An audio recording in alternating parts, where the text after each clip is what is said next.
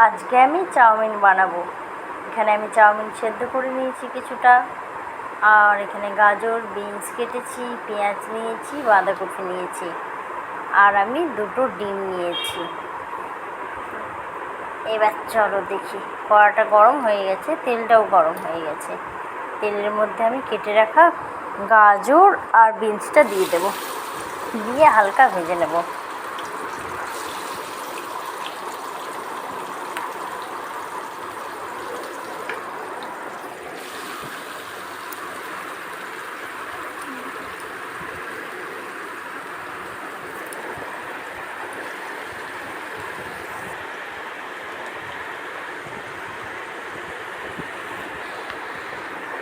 এর মধ্যে আমি সামান্য নুনও দিয়ে দিয়েছি।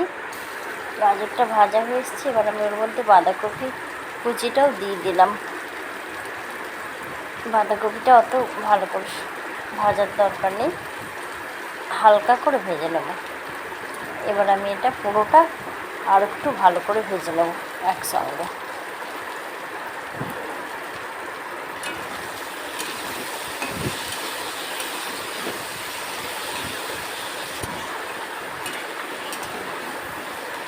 এইভাবে নেড়ে নিতে হবে।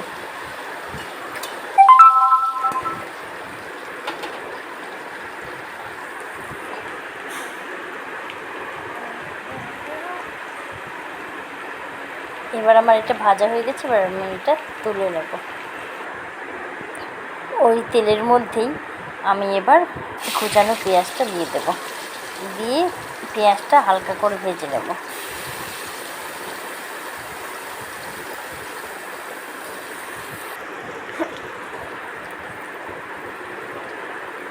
এবার আমি এর মধ্যে ডিম 2টো ফাটিয়ে দেবো, পেঁয়াজটা হালকা করেই ভাজবো। দেখতে পাচ্ছ ডিম 2টো দিয়ে দিয়েছি। এবার আমি ভালো করে নেড়ে এটা ভুজিয়ার মতো একটু ভেজে নেব।